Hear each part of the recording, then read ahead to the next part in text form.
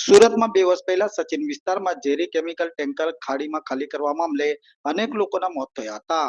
આ ઘટનાનો પડઘો સમગ્ર શહેરમાં પસરી જતા સરકાર સામે માછલા ધોવાયા હતા અને કસૂરવાર સામે પોલીસે કડક પગલા ભરવાની કામગીરી પણ કરવામાં આવી હતી. ત્યારે સચિનની આલ્ફા હોટલની પાછળ ખાડી પાસે ફરી કેમિકલ ટેન્કર લીક થયું હોવાની ઘટના બની હતી. ટેન્કર ખાલી કરતી વખતે ઝેરીલી ગંધ પસરી જતા આસપાસના લોકોમાં અફરાતફરીનો માહોલ સર્જાયો હતો. આ ઘટનાની જાણ થતાં તાત્કાલિક સ્થાનિક પોલીસ અને એફએસએલની ટીમ દોડી આવી હતી. જ્યારે સમયસર કાર્યવાહી કરવામાં આવતા મોટી દુર્ઘટના ટળી ગઈ હતી. જો કે કોઈ દુર્ઘટના ન બનતા રાહત પણ જોવા મળી હતી.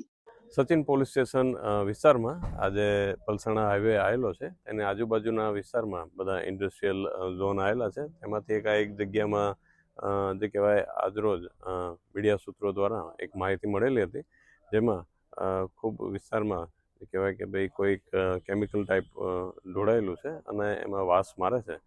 જે હકીકત આધારે સચિન પોલીસ સ્ટાફ અત્યારે સ્થળ ઉપર પરીક્ષણના વિઝિટ માટે આવેલો છે. તો સ્થળ ઉપર જોતા કોઈ કેમિકલ ટાઈપનું ઢોળાયેલું છે અને એના હવે જે પ્રાઇમરી જે અમારા ઇન્વેસ્ટિગેશન કરીને શું વસ્તુ છે એનું પરીક્ષણ કરી જો કોઈ શરીરને હાનિ પહોંચાડે એવા કોઈ પ્રકારના કેમિકલ હશે અને એમાં કોઈ બિન કાયદેસરના કોઈ વસ્તુ જણાઈ આવશે તો એ મુજબની કાર્યવાહી કરવામાં આવનાર છે.